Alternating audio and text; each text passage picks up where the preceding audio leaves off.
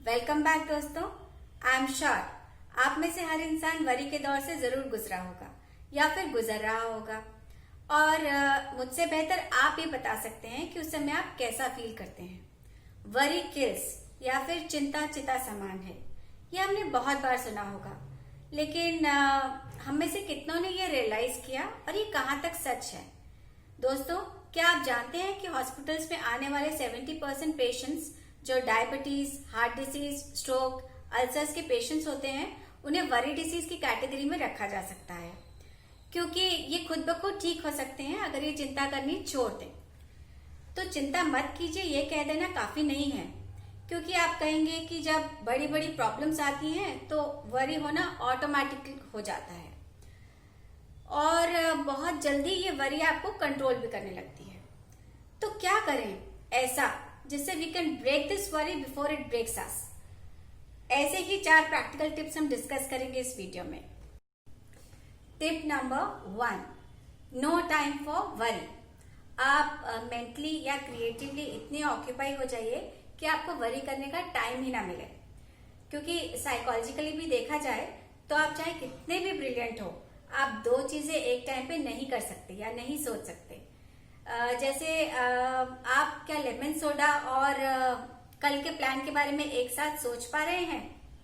चलिए इसे कहानी के द्वारा और अच्छे से समझते हैं। एक लेडी थी जिनका बेटा आर्मी में था, उसकी वॉर जोन में पोस्टिंग आ गई। इससे वो लेडी बहुत चिंतित हो गई। उनकी भूख, प्यास, नींद सब उड़ गई और किसी भी तरह से उनको चैन नहीं आ पा रहा था। तो किसी ने उनको सजेस्ट किया कि आप बिजी हो जाइए, तो उन्होंने मेड को हटा दिया और घर का काम करने लगी। लेकिन फिर भी वो मेंटली ऑक्यूपाइड नहीं थी, इसलिए वो हमेशा उसके बारे में सोचती रहती थी।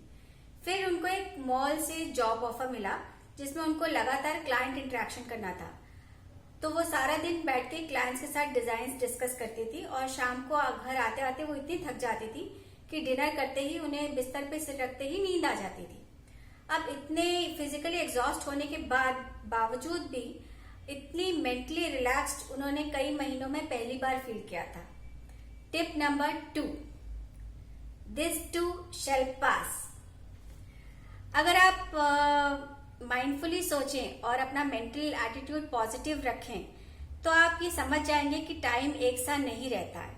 जो दुख आता है वो चला भी जाता है। मेरे एक फ्रेंड थे जिनकी बहुत क्रूशियल सर्जरी हुई थी और सर्जरी के बाद उनको बहुत कॉम्प्लिकेशंस हो गई थी, तो इससे वो बहुत डिस्ट्रेस और डिस्कम्फर्ट में रहते थे।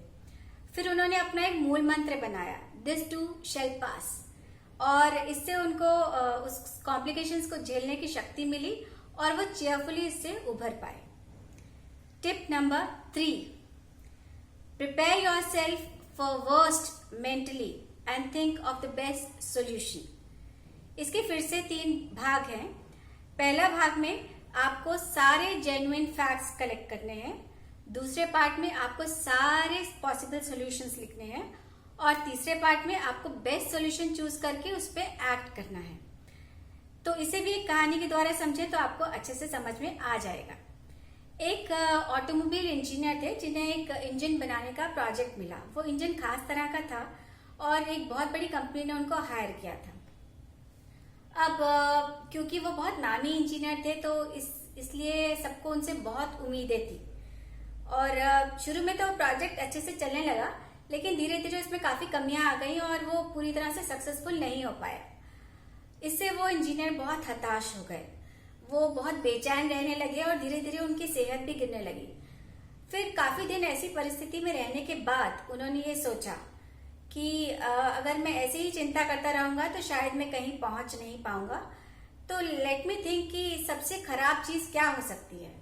फिर उन्होंने सोचा कि ज्यादा से ज्यादा मेरी नौकरी चली जाएगी, कंपनी की रेपुटेशन और मेरी रेपुटेशन खराब होगी, कंपनी का पैसा खराब हो जाएगा।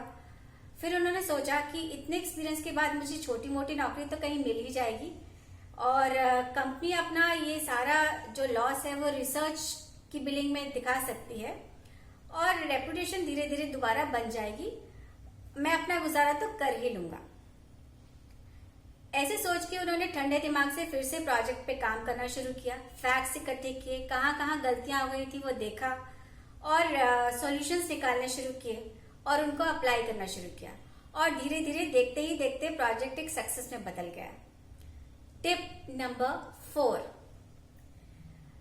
Break the habit of worrying by the rule of probability.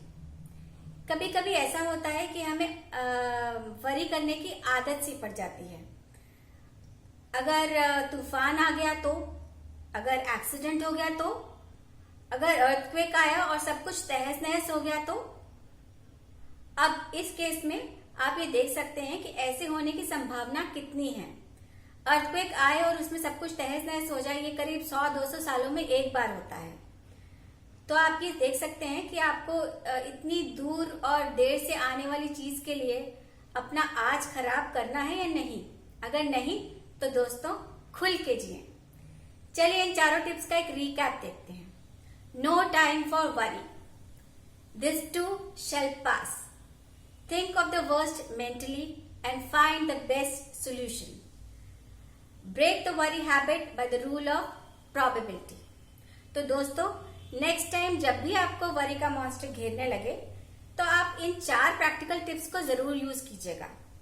I am sure आप जीत जाएंगे। ऐसे ही और इंटरेस्टिंग वीडियोस देखने के लिए प्लीज लाइक कीजिए, शेयर कीजिए और सब्सक्राइब कीजिए। Thank you so much.